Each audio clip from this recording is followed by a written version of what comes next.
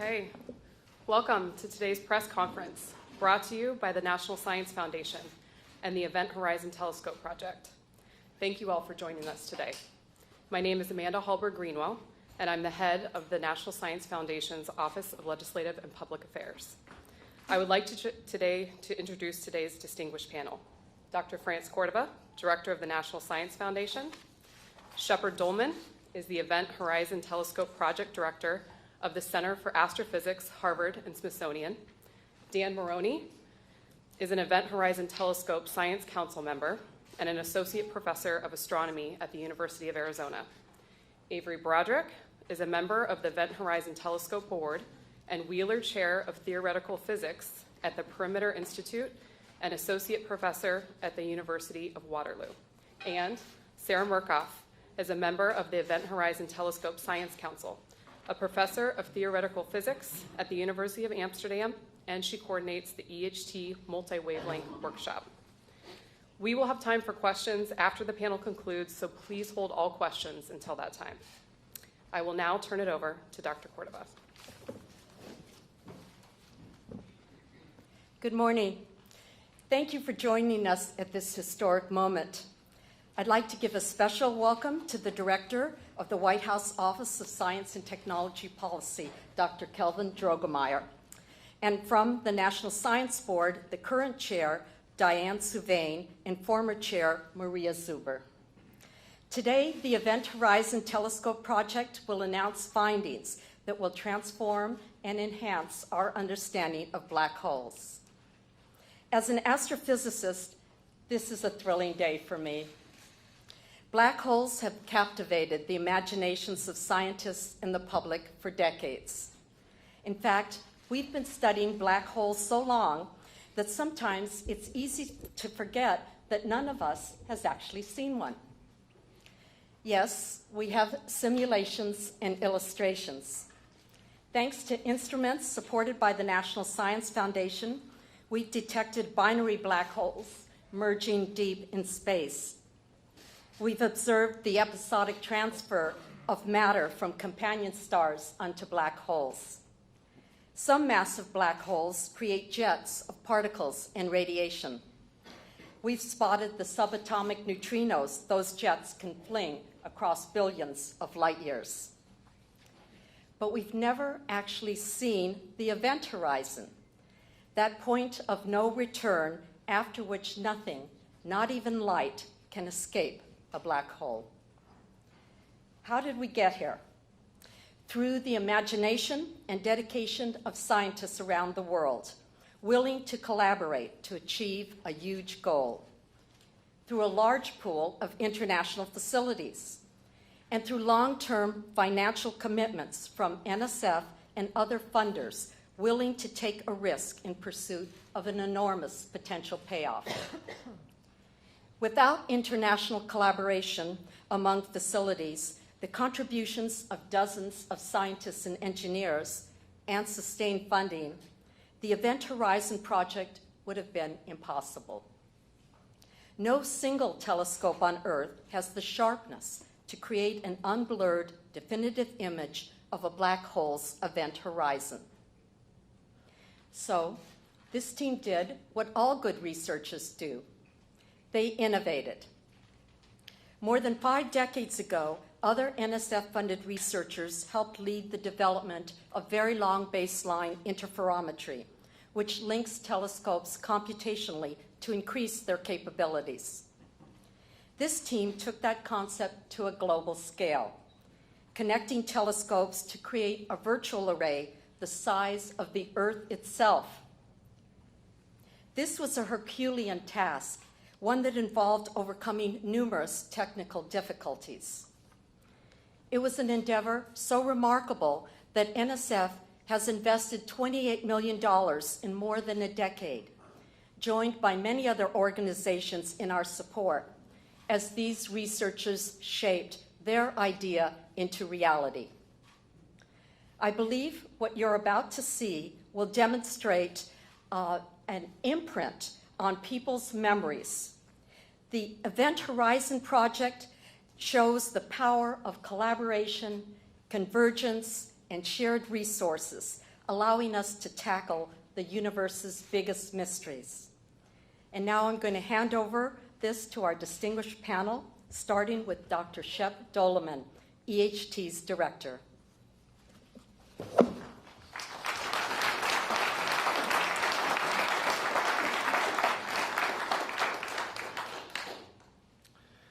Thank you, assembled guests, black hole enthusiasts. Black holes are the most mysterious objects in the universe. They're cloaked by an event horizon where their gravity prevents even light from escaping. And yet, the matter that falls onto the event horizon is superheated, so that before it passes through, it shines very, very brightly. We now believe that supermassive black holes, millions, even billions of times the mass of our sun, exist in the centers of most galaxies. And because they are so small, though, we've never seen one.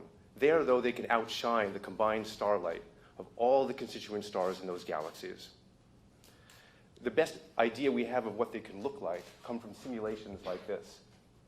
The infalling gas that's superheated lights up a ring of light where photons orbit the black hole. And interior to that is a dark patch where the event horizon itself prevents light from escaping. The Event Horizon Telescope project is dedicated to the idea that we can make an image of this black hole, that we can set a ruler across this shadow feature, measure the photon ring, and test Einstein's theory where they might break down. It also will allow us access to a region of the universe where we can study precisely the energetics and how black holes dominate the cores of galaxies. To do this, we worked for over a decade to link telescopes around the globe to make an Earth-sized virtual dish. The aim is to, the Event Horizon Telescope achieves the highest angular resolution possible from the surface of the Earth. It's the equivalent of being able to read the date on a quarter in Los Angeles when we're standing here in Washington, D.C. In April of 2017, all the dishes in the Event Horizon Telescope swiveled, turned, and stared at a galaxy 55 million light years away. It's called Messier 87 or M87. And there's a supermassive black hole at its core. And we are delighted to be able to report to you today that we have seen what we thought was unseeable. We have seen and taken a picture of a black hole. Here it is.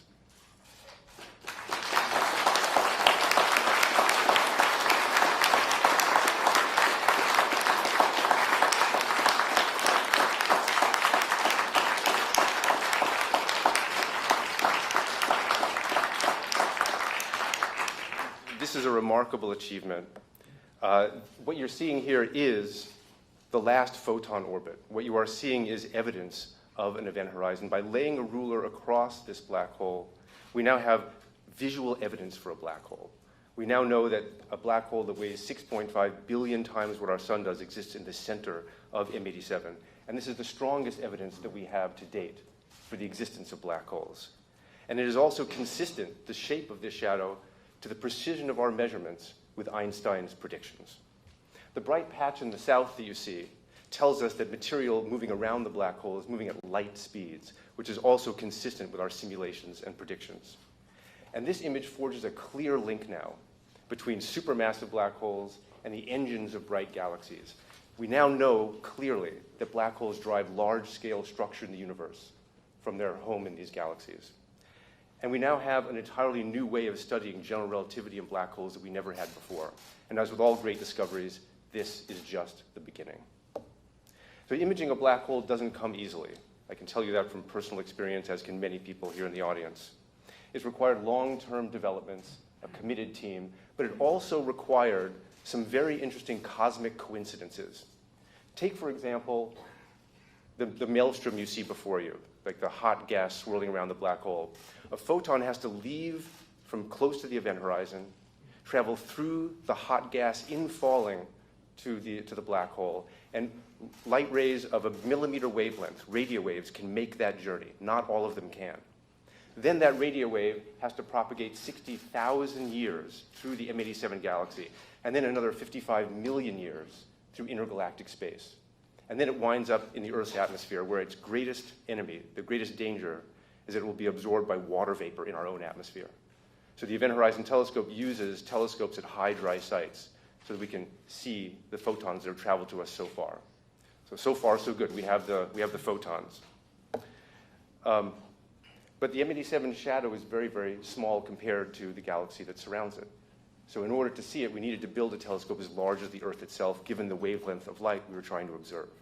And to do that, we use a technique called very long baseline interferometry, which you can see a schematic of here.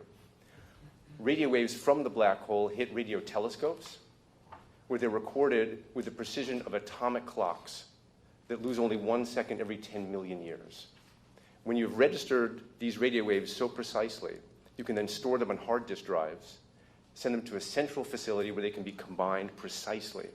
It's exactly the same way that a mirror used at an optical telescope reflects light perfectly and in synchronicity to a single focus. And when we do this, we can synthesize a telescope that has the resolving power as though we had one the size of the distance between these telescopes, truly turning the Earth into a virtual telescope. All the sites that we used can be seen here.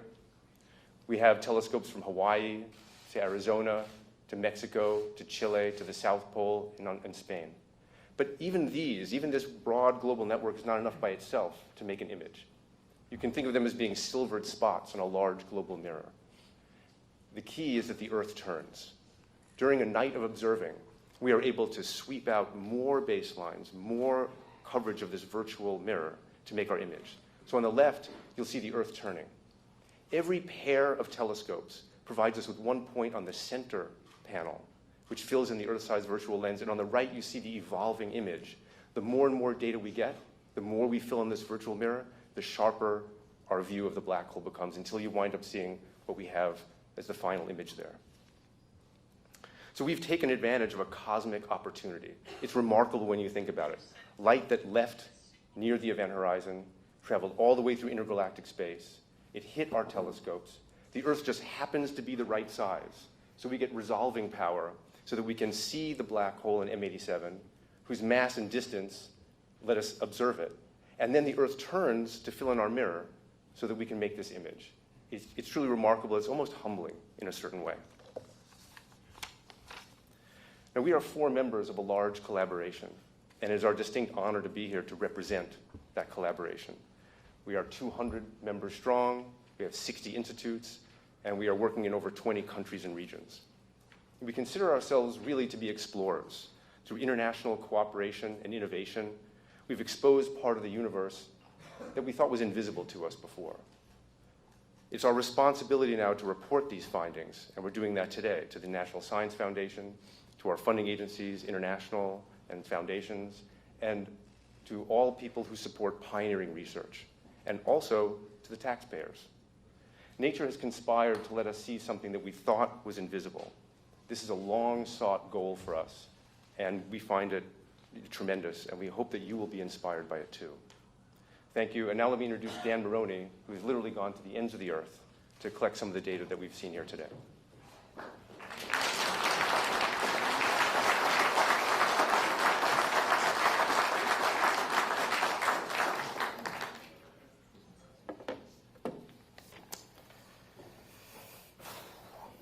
Thanks, Chip. So, I should advance the slide. There we go. So the heart of our measurement is, of course, the EHT array. It would have been an expensive, enormous undertaking to build a dedicated array just to do this experiment. So we didn't do that. Instead, we built an international partnership that allowed us to use submillimeter telescopes all over the world. In fact, we used basically all of the submillimeter telescopes in the world to make this measurement, one that none of them could have done on their own. When you take a heterogeneous collection of telescopes and build them into one giant telescope, it presents a lot of technical challenges. And so in the years leading up to our 2017 experiment, we went telescope by telescope all over the world, installing the specialized hardware we needed to do this. Most of the telescopes had detectors that we could use, but almost none of them had the atomic clocks we need, and certainly none of them had the very fast data recorders that we use. Some places we had to do even more. A good example of this is the ALMA telescope in Chile. It's a 66 telescope array. It's by far our most sensitive telescope, and its sensitivity is transformational for our experiment. But in order to use it, we didn't just need the basic hardware, we also needed a special piece of hardware that could sum the light from all the telescopes before we sent it to our recorders. This alone was a many-year project using an international collaboration of people from the EHT and also from the ALMA project. Another good example is the South Pole telescope. The South Pole is a special place in our array. It's so far south that it doubles the resolution of the EHT for sources it can see. But the SPT was designed to do a completely different kind of measurement. It studies the cosmic microwave background. And so its detectors are not the detectors we need. So in addition to bringing down an atomic clock and all the tens of crates of hardware that we needed, we had to build a special receiver that would detect the light the way we need it detected, special optics to relay the light to it, and install it and get it to work in the cold and sometimes harsh Antarctic environment. This was many years of work for many of us, many trips down for myself and graduate students and postdoc and other engineers in the EHT team. But at the end of it, we had a South Pole telescope that could be an EHT station. Now, getting the sites to work isn't the end of the process. We also had to test them all, because in VLBI, you really only get one shot. Everything has to be working exactly right when the script starts. So we spent years taking site by site, pairing them up, and making sure that our VLBI observations would work. The last of these observations was in January 2017. By March of 2017, we knew that that test had worked, and we were ready to go. The image that Shep showed was from April 2017. And for that campaign, we sent our team to the telescopes all over the world. Their job was to turn everything on, do very extensive testing, and then be there to do the observations. But even with all of that in place, we still had to wait for weather. And my experience with 10 years of doing these observations is that weather is usually the place where we fail. We have to have good weather in Hawaii and Spain at the same time, in Arizona and the South Pole. And that's a lot to ask. But in 2017, we were very lucky. Our first 3 days of observations were some of the best weather we've ever seen. And for a 10-day campaign, we were done in only 7, taking all the data we wanted. At the end of that, we had 5 petabytes of data recorded. It was recorded on more than 100 of these modules, and it amounts to more than half a ton of hard drives. 5 petabytes is a lot of data. It's equivalent to 5,000 years of MP3 files, or according to one study I read, the entire selfie collection over a lifetime for 40,000 people. The image you saw, though, isn't 5 petabytes in size. It's a few hundred kilobytes. So our data analysis has to collapse this 5 petabytes of data into an image that's more than 1 billion times smaller. We do that in many steps. The first of those steps is to get these modules to our correlators in Westford, Massachusetts, and Bonn, Germany. The fastest way to do that is not over the internet. It's actually to put them on planes. There's no internet that can compete with petabytes of data on the plane.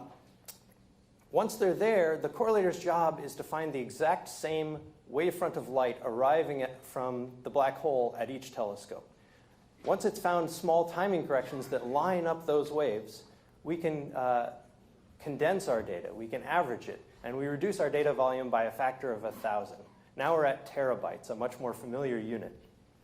But we have a lot more work to do. The data still have imperfections at that point, both from the instruments themselves and from the atmosphere above the telescopes. And so we do something called fringe fitting. We actually do this in the cloud with cloud computing, which lets us do it in days instead of weeks. We calibrate the data so that we know exactly how bright our sources are. And I'm speaking of this as though it's just computer work, but this was actually a very significant project for a subset of our team, primarily junior people, postdocs and graduate students. And they deserve an enormous amount of credit for their diligence and dedication, because without it, we couldn't have made an image. Once we're done with that, we can finally go to the imaging stage. Now, imaging with an interferometer isn't as simple as downloading a picture from your camera. Fortunately, though, the math that we use for it has been around for more than 200 years. The principle is well understood. The methods, though, as with everything with this project, are a little tricky for our data. And so in order to get to the image, there's been years of image algorithm development within our team that's been essential to our results. At this point in history, we have many different image algorithms to choose from. They have different strengths and weaknesses. It just depends on the character of the data. And so the way we approached the imaging stage is we set up 4 teams all over the world. They were collaborating. Each team is representing many parts of the world. And we told them, don't talk to each other or anyone else. Choose whichever imaging algorithms you think are best and make images of these data. And then in the summer of 2018, we brought everyone back together at a very exciting meeting, the EHT Imaging Workshop in Cambridge, Massachusetts. If you couldn't be there, you certainly called in from the internet because you wanted to see the presentation. And in a very exciting presentation, we revealed to the other teams and to ourselves what we'd found. And what we saw in those images were 4 very similar pictures, looking almost exactly like the one you see today. An emissive ring surrounding the shadow of a black hole. It was a wonderful day of science, and I'm glad that after a few more months of very careful checking and paper writing, that we're finally able to share it with you today. And now I'd like to hand off to my colleague Avery Broderick to talk about the interpretation.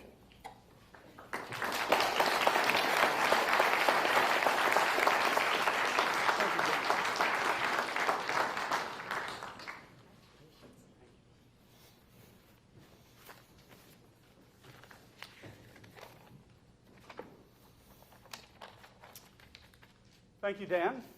It is an enormous pleasure to be with you this morning to share in this extraordinary moment. As Shep said, we have now seen the unseeable. Now, what does it all mean? Every photon in these first EHT images began its journey in a churning maelstrom embedded in the most extreme environment in the known universe, the vicinity of a black hole. In M87, the crucible in which these photons were born was powered by the black hole in 2 distinct but related ways. First, via an accretion flow, a violent disk of orbiting gas driven inextricably toward the event horizon. By the time the material is making its final plunge, it is crashing into itself at nearly light speed, transforming the gas into a 100 billion degree plasma. Second, through astrophysical jets, narrow beams of outflowing material speeding away from the black hole at nearly the speed of light.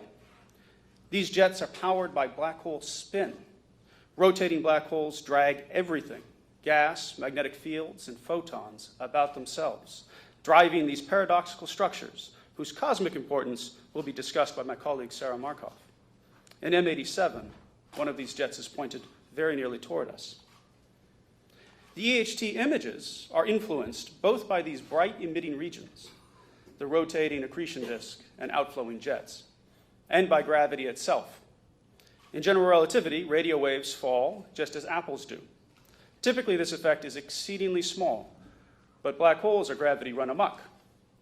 The radio waves we see in these first images orbited the black hole before beginning their 55 million year journey toward us. This results in the dark shadow or silhouette cast by the black hole's event horizon upon the emission from the accretion flow in the jet. Importantly, the size and shape of the shadow is determined by gravity alone. General relativity makes a clear prediction for both of these features. To within 10%, the shadow should be circular, with the diameter determined solely by mass, multiplied only by fundamental constants. However, as with all voyages of discovery, when we began this expedition of the mind, we did not know what we would find. Were Einstein wrong, or the object at the heart of M87 not a black hole, its silhouette could have been very different, misshapen or missized like those seen here, or even simply missing. Changing gravity changes how light bends, and thereby changes the shape of the shadow.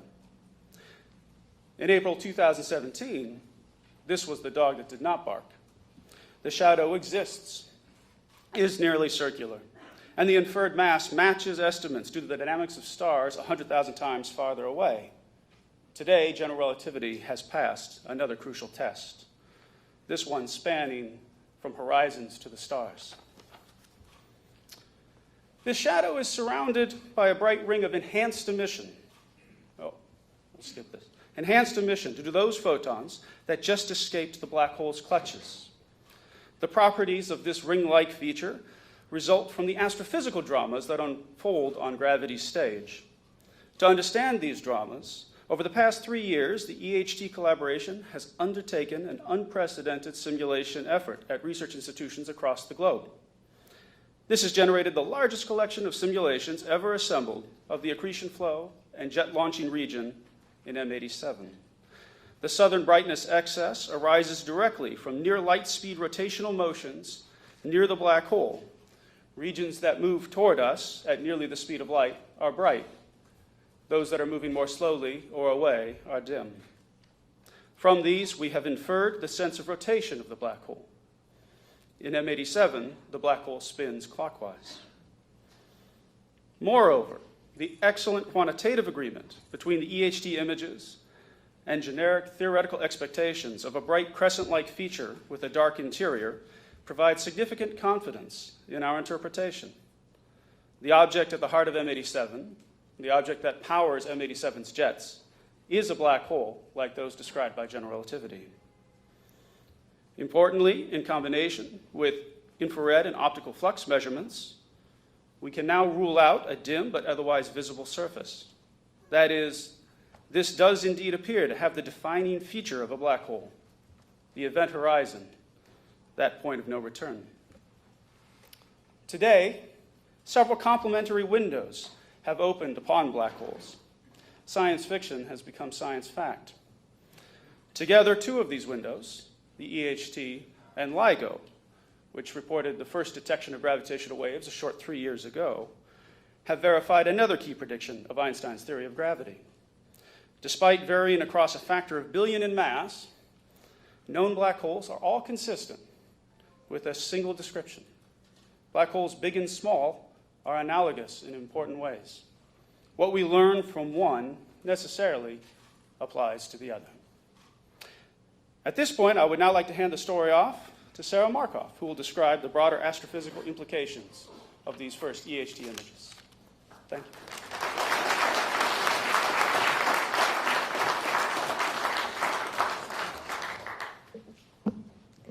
Thank you, Avery. So black holes may be the most exotic consequence of general relativity, but these bizarre sinkholes in the actual fabric of space-time turn out to have a lot of consequences of their own, which I'm going to talk about today. That's because black holes are major disruptors of the cosmic order on the largest scales in the universe. And they're actually helping mold the shape of galaxies and clusters of galaxies. Well, we've now confirmed, as Avery was saying, that general relativity itself does not change when we look at different black hole masses. It turns out that the impact of a black hole will actually change a lot. And so if we want to understand the role of black holes in the universe, then we need to have accurate determinations of the black hole masses. And this has been a problem up until now. So actually, our mass determination by just directly looking at the shadow has helped resolve a longstanding controversy. In measuring the mass of M87, there's been two independent methods, both basically looking at the motions of either gas or stars, but they ended up giving different answers. Our determination of 6.5 billion solar masses lands right on top of the heavier mass determination from stellar motions. And so this actually will also help resolve a discrepancy that can lead to better mass determinations for other more distant black holes where we can't actually see the shadow. So getting to the impact of this is important because M87's huge black hole mass makes it really a monster, even by supermassive black hole standards. So you're basically looking at a supermassive black hole that's almost the size of our entire solar system. And in fact, that's part of the reason that we can see it, even though it's so far away.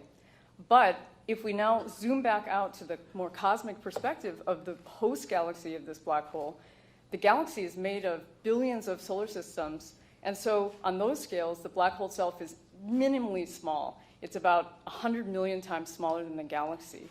And if it were a dormant black hole, like the supermassive black hole in the center of our own galaxy, Sagittarius A star, then the galaxy would really have no way of knowing it's there and would basically be just like a pebble in a shoe.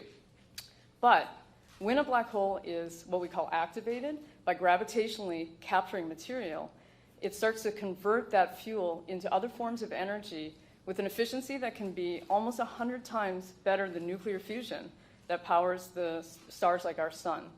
And so when that happens in these active phases, black holes temporarily become the most powerful engines in the universe.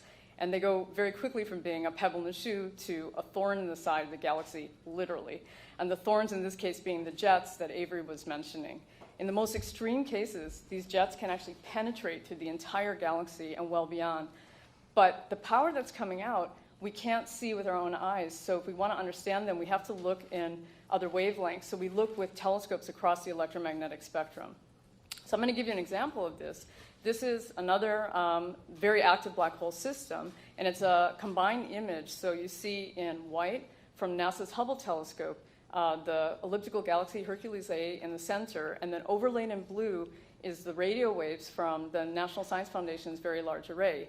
And these radio waves are basically tracing magnetic fields in space. So this tells us that these jets are just enormous fountains of magnetized material that are being sprayed out from the black hole, not the black hole itself, but near the black hole, nearly at the speed of light. And these particular jets are 100 million times bigger than the black hole that launches them.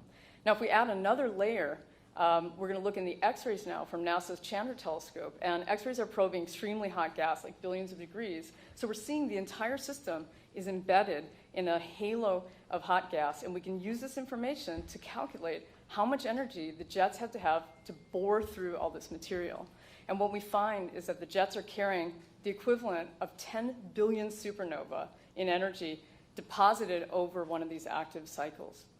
So these kinds of interactions are basically very important because this tiny black hole on these scales is somehow launching these structures and also managing to heat the gas to prevent stars from forming. And since galaxies grow by forming more stars, this has the effect of truncating galaxy growth. And we think it's through these types of interactions that black holes help shape the largest structures, galaxies and clusters of galaxies, and make them look the way they do today.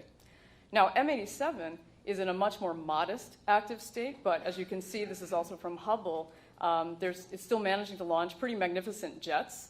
And these jets are emitting across the electromagnetic spectrum as well. So we need this information to be able to fully understand the system. But if we zoom way out now to the cluster of galaxy scales, this is another combined image where you see red in radio and blue in X-ray. You see just a mess of structures. And we think this is telling us about M87's black holes' past interactions really affecting the cluster scales on time scales of hundreds or tens of hundreds of millions of years. So until now, well, we always thought that black holes were behind these large structures, driving these engines, but we never knew. And now with EHT, we have direct evidence of the root of these problems, and we can look at this, and we can now start to make, to understand, combining strong gravity, magnetic fields, and looking at atomic level processes to understand how these processes interplay and conspire to make these enormous structures that are basically affecting the largest scales of the universe. And so to capture all of this information, we need to combine our observations with those across the multi-wavelength spectrum. And so, as you heard from Dan, there's a lot of complexity in these observations, and we added to that by doing a complicated Sudoku of coordination with many facilities across the globe and also in space. And this is similar to the campaign that was run with LIGO for gravitational waves. It's very important to combine signals, both from photons and particles. And so by doing this, we expect that EHT is going to play an active role in this new era of international multi-messenger astronomy. So anyway, looking to the future, the same observations that we took in 2017 for M87 also included this dormant black hole in our galactic center, Sagittarius A star. And by looking at two black holes at opposite extremes of this activity range, especially combining this with multi-wavelength information, we can better understand the ebb and flow of influence of black holes in the long course of our history in the universe. Anyway, so thank you very much. I'm going to hand this back over to Shep, who's going to say a few words.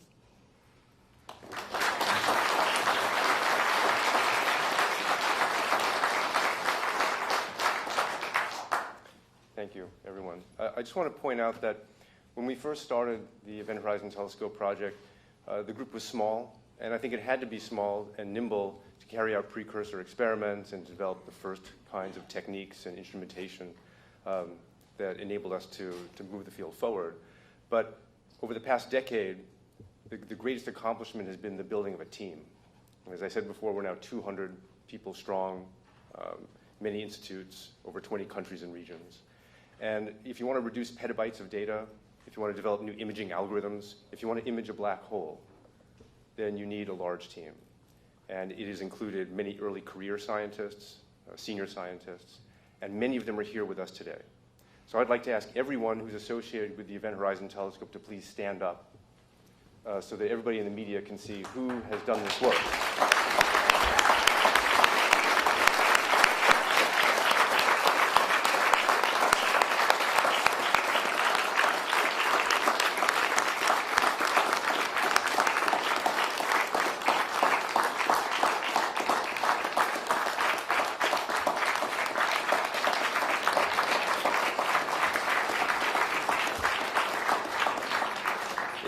It's a true pleasure and privilege to work with this crew. And I urge all the media to please go seek them out to learn how the sausage was actually made, how the black holes were actually imaged. I also want to say something in particular about funding and support. This has been a high-risk but high-payoff endeavor. Sometimes you have to kiss a lot of frogs before you get the prints, before you get the black hole image. And you need supporters, you need funders who will stand by you for long periods of time, who take the long view, who understand that basic science never goes out of style, and who also understand that basic science, you never know when it's going to pay off, but ultimately it usually does, and that you have to play the long game. And we had wonderful partners with the National Science Foundation, with our international funding agencies and foundations, and our hat is off to them for sticking by us for so long. And we look forward to greater things with the EHT as we build out the capability and we continue to sharpen our focus on black holes. Thank you.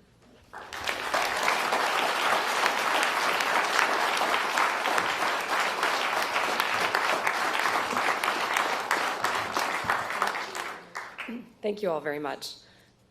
One note before we take questions.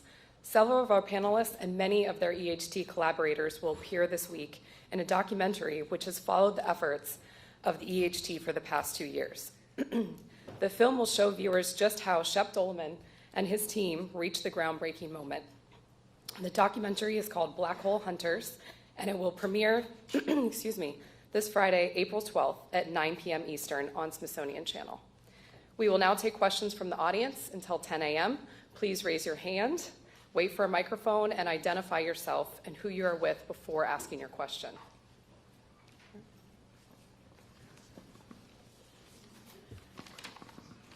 Seth Borenstein, The Associated Press. A two-part question, please. First, this is M87. You had 2 targets initially. Have you seen anything, have you captured any images of Sagittarius A yet and just haven't released them because for whatever reason?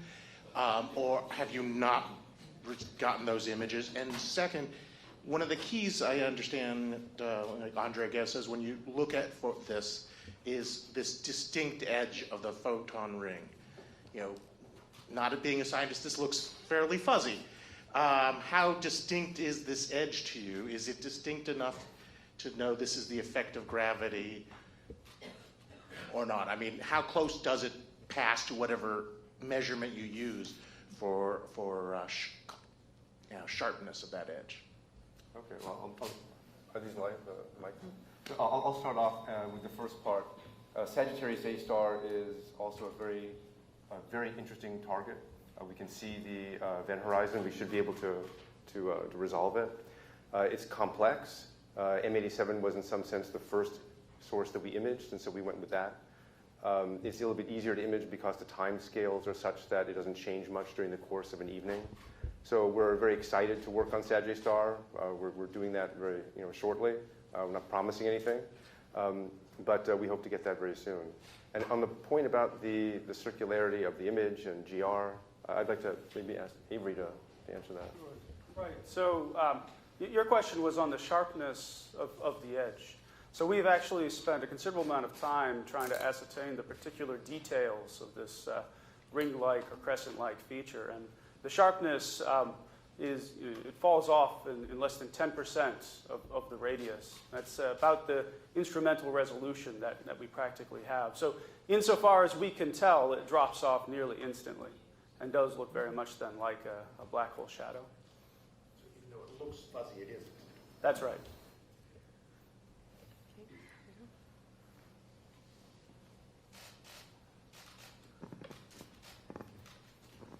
Hi, I'm Alan Boyle with GeekWire. I wanted to ask, following up on that idea of the image, are there things that you might be doing to enhance further the quality of the image? Might there be more telescopes added to the network, or are you using different data processing techniques to get an even sharper image? Yeah. I'll answer the first part of that. We think we can make the image perhaps even a little sharper through algorithms, and I believe that's a Dan. But we are embarking on a wonderful new series of putting new telescopes in different places on the Earth, right? So if you add more telescopes, you build out that virtual Earth-sized mirror. And it goes as n squared, right? So that if n is your number of stations, then the number of points you get in your virtual mirror goes as n squared. So even adding 2 or 3 more stations in just the right places will increase the fidelity of our image a lot. Now, the other thing that I would add is that if you go to higher frequencies, which the EHT is going to do soon, then you wind up getting even higher angular resolution. But maybe Dan wants to talk about the algorithms. Yeah, I think the biggest improvement we'll make will be through adding new telescopes, and the higher frequency observations will be very exciting. As I said in my section, the methods of imaging are complicated, and so depending on what you're interested in, if you're interested in, for example, the sharpness of the ring, you can approach the imaging process slightly differently and make a less blurry looking picture.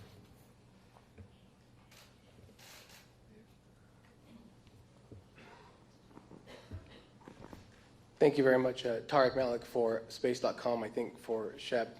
You said in your opening that this was seeing the unseeable, and it's been a good long time to prove this concept out, and I'm just wondering for a moment as a scientist, what your team members, just, what it felt like to see that image for the first time. I mean, did you have a party?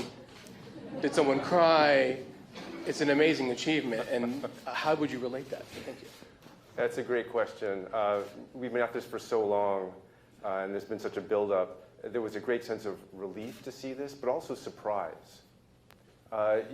When you work at this field for a long time, you get a lot of intermediate results. We could have seen a blob, and we have seen blobs. You could have seen something that was unexpected, but we didn't see something that was unexpected. We saw something so true. We saw something that really had a ring to it, if you can use that term or phrase. And it was just astonishment, I think, and wonder. And I think that any scientist in any field would know what that feeling is, to see something for the first time. To know that you've uncovered part of the universe that was off limits to us. When that happens, it's an extraordinary feeling, I think, for everyone in the team. I'm sure others have equal feeling. I'll just add, as an astrophysicist, this is the first time that I saw this image right now, because they wouldn't let NSF see it. And it did bring tears to my eyes. So this is a very big deal. I didn't really know what to expect, but was hopeful. It's an amazing image. Congratulations.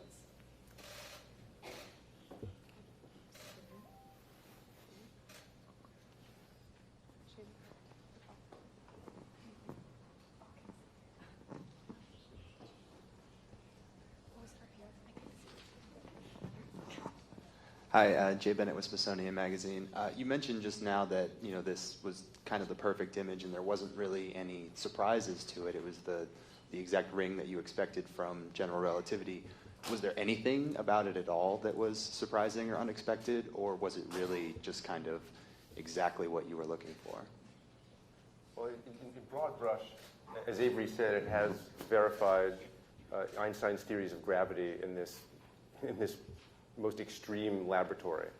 But there are some very interesting things about it that we want to follow up with. There are asymmetries around the ring, the brightness in the southern part. So there'll be a lot of future work on this to sharpen our focus on gravity. But maybe others want to.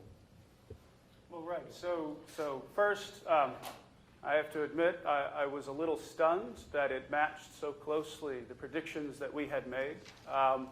It's gratifying, sometimes frustrating. But this is the beginning. We were asked a moment ago about how we felt, and I think there's a cathartic release of finally things are working, but also this anticipation of all the amazing science that we're going to do by studying this image closely and by repeating the experiment. And in that sense, we'll be able to improve the precision with which we can probe general relativity, et cetera. And there we may find these unanticipated surprises. Chris Lintop from BBC Sky at Night. Thank you for releasing the papers alongside the press images. The first image on the paper there shows 4 different images from 4 different days, and it seems to me there are hints of changes from day to day. Are those real? Can you say anything about time variability at this point? So there are 2 sets of 4 images. The earliest image in the imaging paper shows those 4 preliminary images that I spoke about, the 4 different teams presenting their results. Those differ slightly from the final answer, partially because that was still an engineering data release. It wasn't the final data. From day to day, we have tried to establish how well we can trust the differences between the days. They seem real, but at the moment, it's hard for us to interpret them. And so, we hope the timescale for variation of M87 is very slow. So we hope that by looking at the data we got in 2018, we'll be able to see if anything important has changed.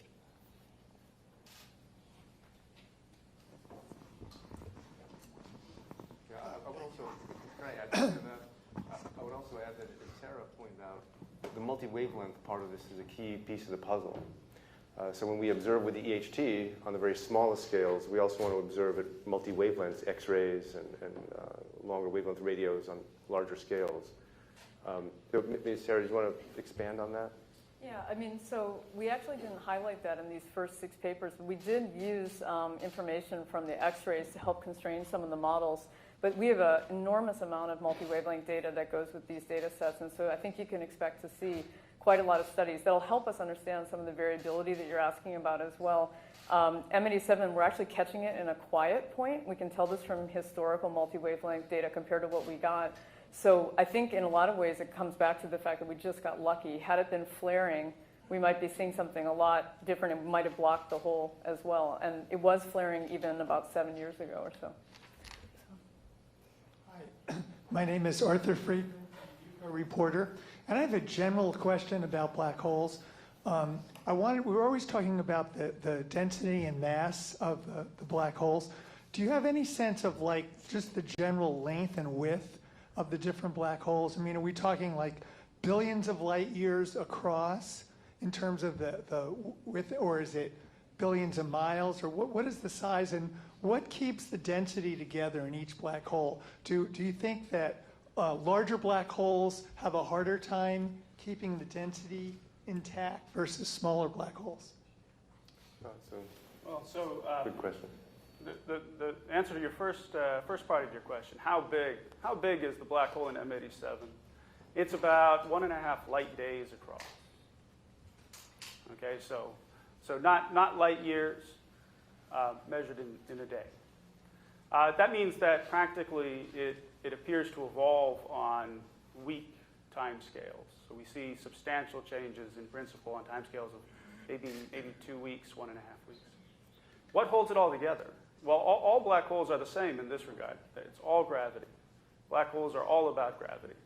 And once you get that much mass collected into that small a region, and that's how small depends on the mass. Okay, so if I make the black hole 10 times more massive, the region I have to reach is 10 times larger. If I make it 1 billion times less massive, the region's 1 billion times smaller. Once you've gotten that much mass that close together, gravity runs the show, and there's no other force that we know of that will stop it. And everything collapses down in the center, in principle to a singularity, but behind the horizon is hard to reach. When you go there, you don't get to come back and tell us what you've seen. So.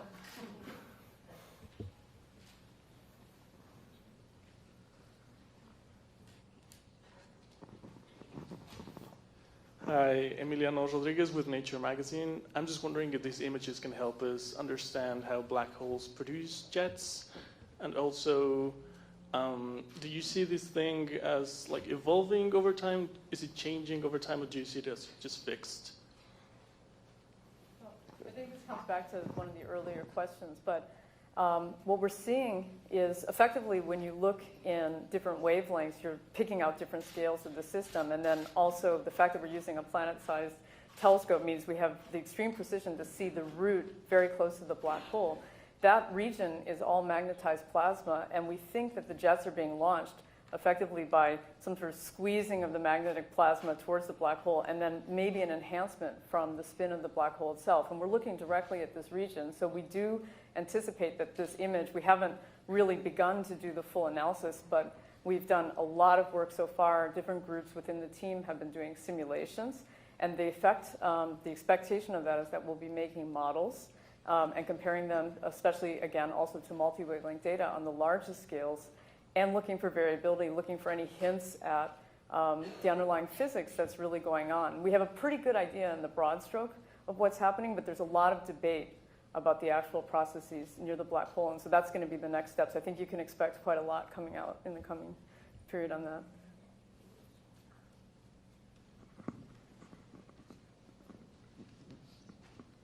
Hi, Anna Humphrey from T.C. Williams High School, and I was wondering, well, this is obviously an incredible feat of global collaboration in the scientific community, and do you see this as being a model for science going forward, and if so, what are some of the challenges, and what are some of the things that we can hope to accomplish? I'd like to say something about that. That's a great question. VLBI, very long baseline interferometry, which as Dan explained is the whole technique that we use, is by its very nature a cross-border activity.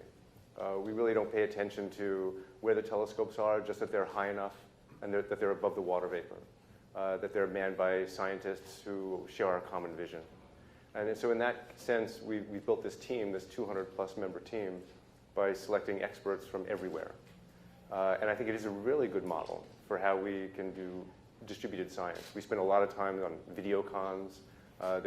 We publish papers with people that we've never met before, but we consider them our true and trusted colleagues. And that happens because we have the ability to reach out and form a distributed network of scientists. So I think it's a good model.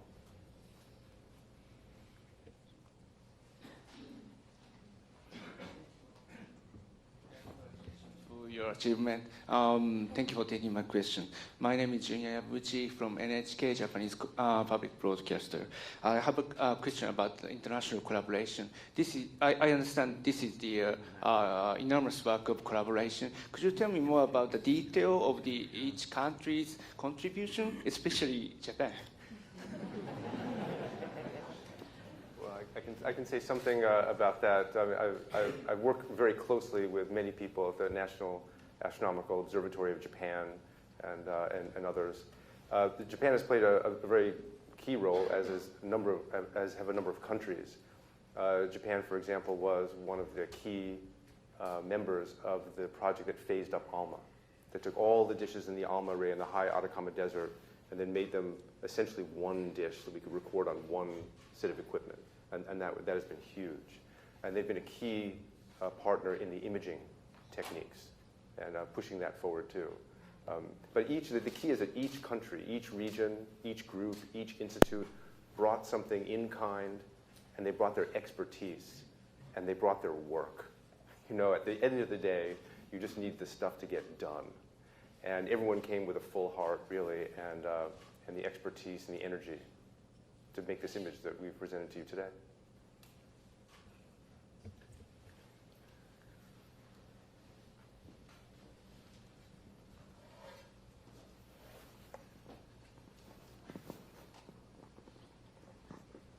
Hi, I'm Rochana Barua from Wakefield High School, and I was wondering if nothing travels into the black hole at the speed of light other than light itself, how does black hole pull light into itself, I guess? And also, you guys have mentioned how it's the M87, I guess, is 55 million light years away. Then how does the time work from capturing the light from here to the itself? Well, I'll answer the last part. It just takes light 55 million years to get here. So when we see M87 and the image that you saw, that's what it looked like 55 million years ago. That's the last part of your question. On the first part, anyone? Yeah, so light can't escape the horizon because in some sense, space-time itself is flowing through the horizon at the speed of light at that point. This is one of the beautiful elements of Einstein's theory of gravity is space is no longer a static stage on which things happen, but a dynamical participant. And you can think about it moving and flowing.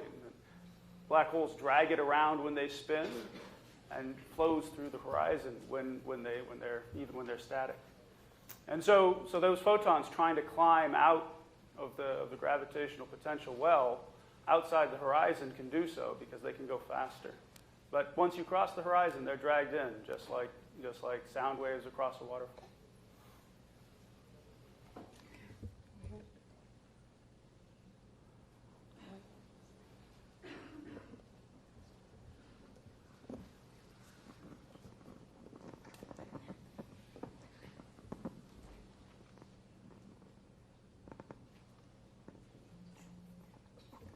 Hi, Emily Conover with Science News. I was wondering if you could just talk in a little bit more detail about your future plans. I know you mentioned adding some telescopes and other frequencies, and maybe you could just give some more detail about when and what you're looking at. They're looking at me. Well, so I would point out that in April 2017, we had 8 telescopes in 6 geographic locations. And in 2018, we added another telescope, the Greenland telescope, which dramatically increased our coverage to the north on M87. And we're going to add a new telescope in Dan's backyard, the Kitt Peak Observatory in Arizona. These will all increase the imaging fidelity. They'll fill out that virtual mirror that we're trying to build.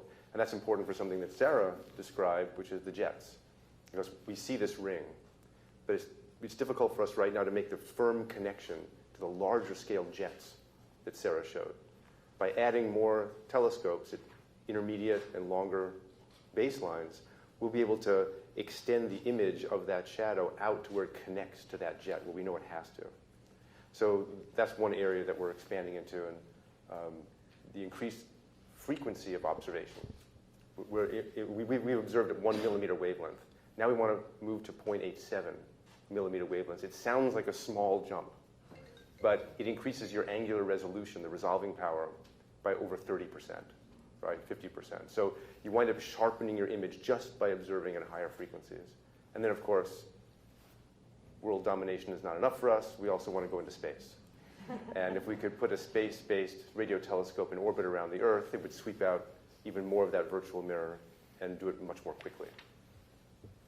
Okay, we only have time for a couple more, so let's go right here. Hi, Tom Costello with NBC News, and congratulations to all of you. I have a question for Sarah or Avery. Both of you being such devoted scientists and having devoted your lives to this, I'm wondering, what are your thoughts about Einstein, who predicted much of this so long ago? I wonder what your thoughts are about his genius today and what you verified. Well, I think it's, yeah, I mean, I do spend time thinking a bit about how it is that somebody could have sat down in a patent office, 100-something years ago and come up with a theory that has turned into something. I mean, it's great that we can verify it with black holes, but in fact, we use this every day for satellite communications. It's a really integral part of our understanding of the universe. But to me, I feel like there's bigger mysteries at foot. I'm fascinated by Einstein and that kind of level of understanding of the universe. It doesn't happen in isolation, of course. There were many other people also thinking that fed into this. But I'm fascinated by the fact that we're now at the threshold of understanding black holes as maybe the best clues about quantum gravity and what's going on. How does gravity actually work? Is this some emergent process coming out of space-time? What is space-time? So I think that there's a lot more. It's just the beginning for me. I don't know if that's what you're getting at. Sometimes the math looks ugly, but really there's a strong aesthetic in theoretical physics generally, and the Einstein equations are beautiful. And so often, in my experience, nature wants to be beautiful, and that's one of the striking elements about the Einstein equations, about Einstein's description of gravity, is it is fundamentally one of the most beautiful theories that we have. Just for that reason alone, and the long history of Einstein being proven right here, I suppose we're not terribly surprised. But I can't lie to you. The most exciting thing we could possibly do would be to supplant Einstein, to find that in this extreme gravitational laboratory that there's something a little new. And as Sarah pointed out, there's mysteries abound around black holes, and we do know that there must be something more. The problem of quantum gravity remains unsolved with the current tools that we have, and black holes are one of the places to look for answers. And so, okay, last one right here.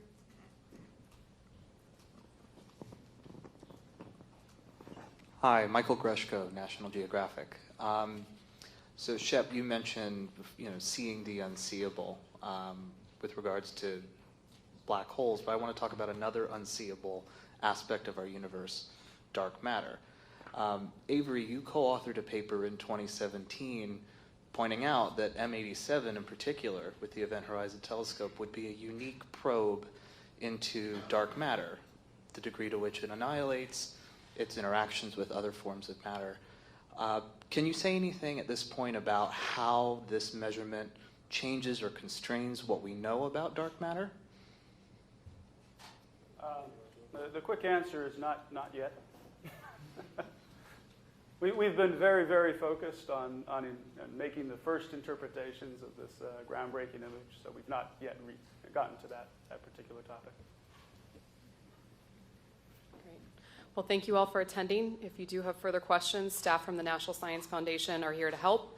Also, you have an email address inside your press packets for any follow-up questions. Thank you for joining us today. This concludes our live stream.